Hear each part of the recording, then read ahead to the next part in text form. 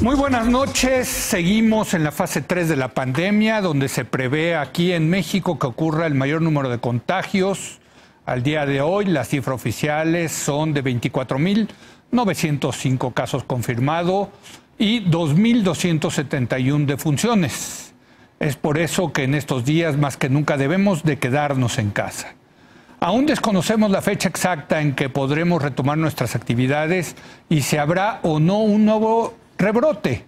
Por ello es inevitable empezar a pensar, ¿cómo va a ser el mundo después de esta pandemia del coronavirus? ¿Qué cambios podemos prever? Para debatir este tema, saludo vía remota, sana distancia, a Héctor Aguilar Camín. Héctor, muy buenas noches. ¿Cómo estás, Leo? Buenas noches. Jorge Castañeda. Jorge, buenas noches. Hola, Leo, Javier, Héctor. Y Javier Tello. Javier, ¿cómo estás? Buenas noches. Leo, muy buenas noches. Héctor, Jorge. Comencemos contigo, Javier. Hay muchos temas, muchos temas. En efecto, Leo, es un tema gigantesco, pero ahora están saliendo muchísimos artículos sobre el tema y creo que vale la pena empezar a pensar en ese mundo, por más que hay una enorme incertidumbre respecto a ese futuro. Vale la pena, por el tamaño del tema, tratar de estructurarlo de alguna manera, y yo lo primero que haría es distinguir el futuro inmediato, que tiene que ver con el proceso de salida de la cuarentena, del mediano y largo plazo, es decir, del impacto que tendrá esta pandemia y la crisis económica en el mediano y largo plazo. Entrando a ese mediano y largo plazo, hay dos grandes debates filosóficos, al parecer, si uno ve lo que se ha escrito sobre el tema. El primero es entre optimistas y pesimistas. Hay quien piensa que de esto pueden salir cosas buenas y hay quien piensa que de esto nada bueno va a salir. Además de ese debate entre optimistas y pesimistas, yo diría que hay otro debate filosófico entre quien piensa que nada de fondo va a cambiar, quien piensa que lo único que hacen estas crisis es acentuar tendencias que ya estaban en curso y lo es que se aceleran, y finalmente hay quien piensa que estas cosas son un parteaguas y que el nuevo mundo que vendrá después será genuinamente algo distinto como resultado de lo ocurrido. Y luego, claro, uno entra allá a áreas específicas. ¿Qué impacto tendrá en la economía? Hay los optimistas y los pesimistas. ¿Qué impacto tendrá en la vida política? ¿Qué impacto tendrá en la geopolítica y en la vida internacional? ¿Qué impacto tendrá en la globalización? ¿Qué impacto tendrá en la vida cotidiana de los ciudadanos, de ir a restaurantes, de salir al cine, de convivir en parques? ¿Qué impacto tendrá en la vida laboral de las personas? Y obviamente hay debates alrededor de todos estos temas a nivel global, que hay que luego aterrizar en países particulares en función de precisamente las particularidades de cada país. Y no sé por dónde quieran entrarle dentro de toda esta larga lista de posibles temas. Pues mira, a mí me parece muy interesante darle una vuelta a todos ustedes de qué tan optimistas o pesimistas están en general. Jorge, ¿tú estás optimista o pesimista después de esta pandemia? Mira, tanto en el corto plazo, en la parte de salud en México, como en el mediano y largo plazo en el mundo, yo tengo pues, más bien optimista por una razón fundamental. Yo creo que esta crisis sobre todo la parte económica, la parte social, va a permitir ver con claridad a quién le funcionó su red de protección social en momentos de crisis y a quién no. Hay un dicho muy famoso de Warren Buffett, el de Berkshire Hathaway, que creo que viene muy a modo, dice, es solo cuando baja la marea que uno puede ver quién anda encuerado en el mar y quién no. Pues yo creo que eso vale también para el estado de bienestar de los distintos países cuando hay una crisis así. Hay países que claramente van a salir muy bien, Alemania, sin duda, quizás Holanda, quizás Dinamarca, Corea del Sur, Japón, dicen que Costa Rica, sus sistemas funcionaron bien. Hay países que claramente van a salir muy mal, como Estados Unidos. Y yo creo que eso va a permitir o va a imponer un arreglo o una recomposición de las redes de protección social en los países donde no funcionó o funcionó mucho menos bien que en otras partes. Entonces yo creo que no sé si sea un parteaguas, como decía Javier, pero yo por lo menos me siento muy optimista en cuanto a esto. Va a ser un relanzamiento de las redes de protección social en los países donde no funcionaron. Héctor, ¿optimista, pesimista? A ver, trataré de contestar los dilemas de Javier. Yo soy optimista, en el sentido de que a mí me parece, no lo creía esto de joven, pero lo creo ahora. Yo creo que el progreso existe, creo que la humanidad ha progresado enormemente y creo que ha progresado también moralmente.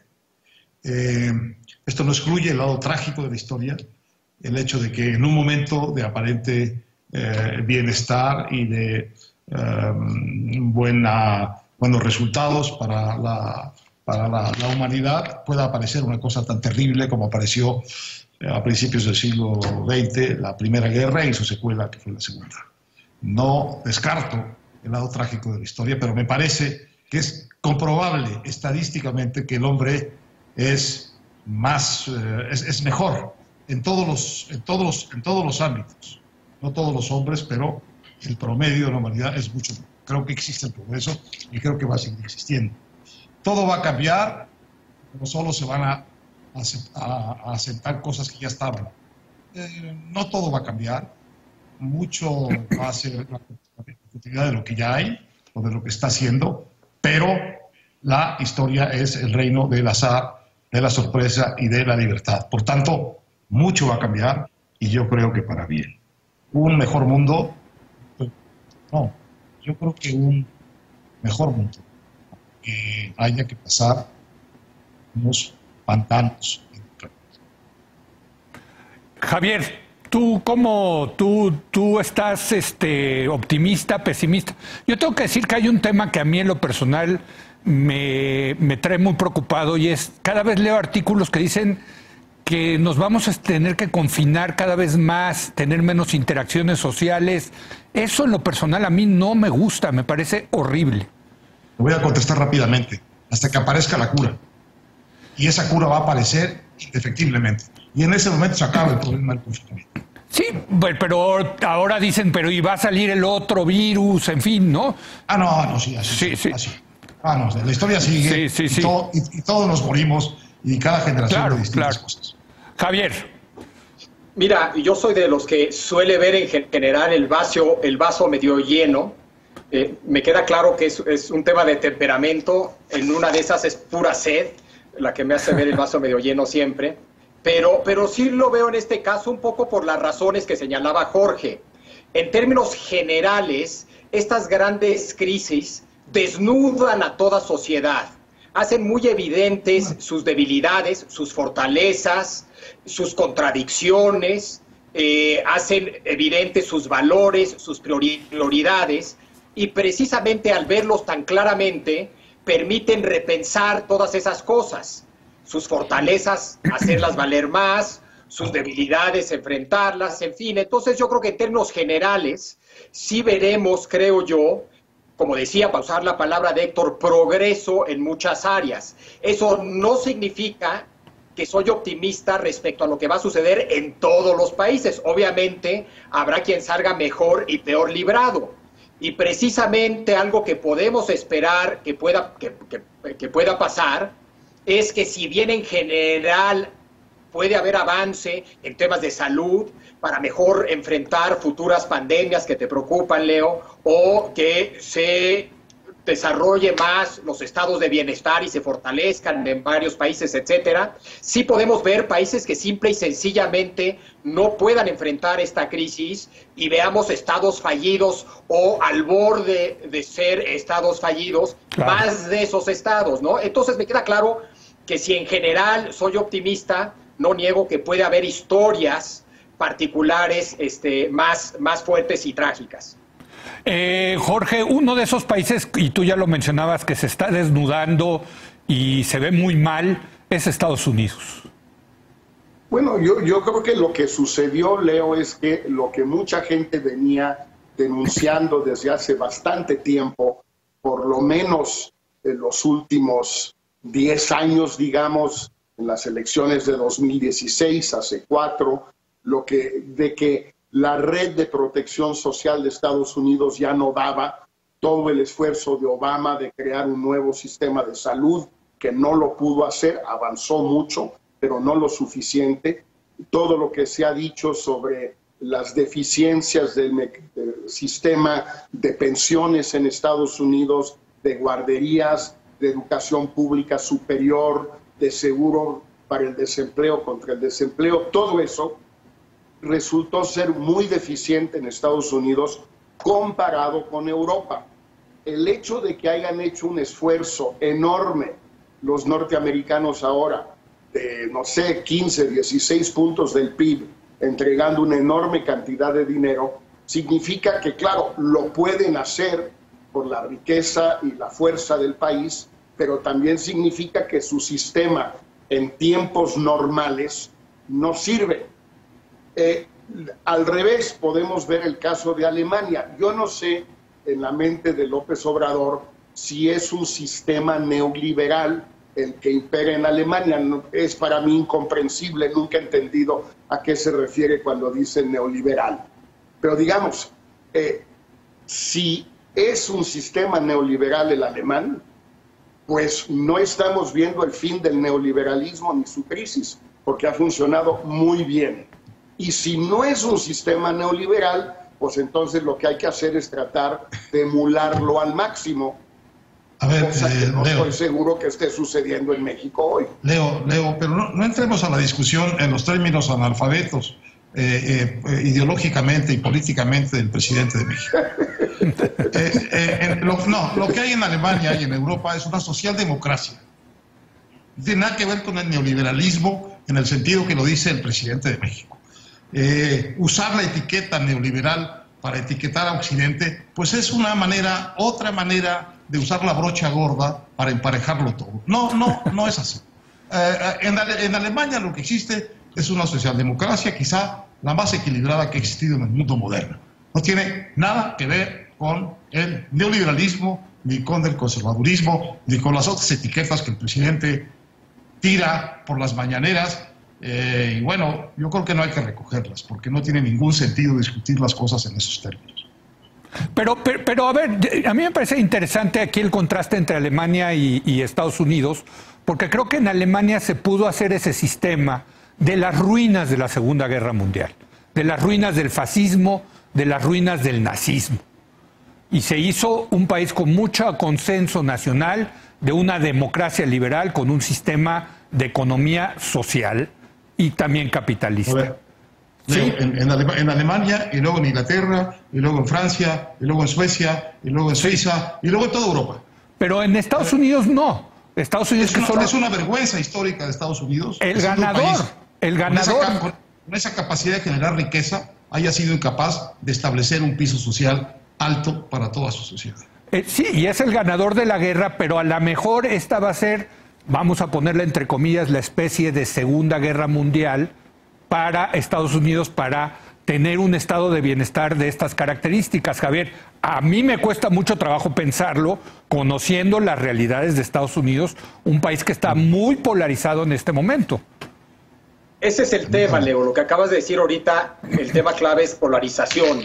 Lo que ha funcionado bien en Alemania es un Estado enormemente capaz, un sistema político funcional y una sociedad que confía tanto en su burocracia como en su sistema político.